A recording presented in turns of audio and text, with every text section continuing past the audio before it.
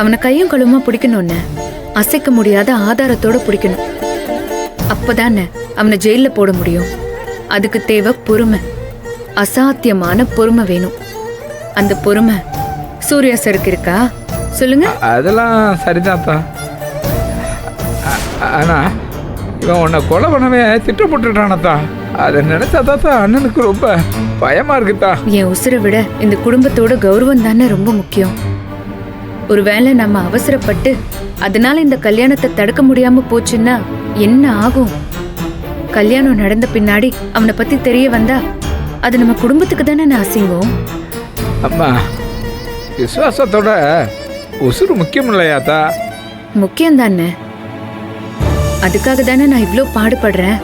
இந்த கல்யாணம் நடக்கிறதுக்கு முன்னாடி அவனை நான் பிடிப்பேன். அவன் மண்டபத்துக்கு வரத்துக்கு முன்னாடியே அவனுக்கு எதிரான எல்லா ஆதாரத்தையும் நான் கண்டுபிடிச்சே தீர்வேன்.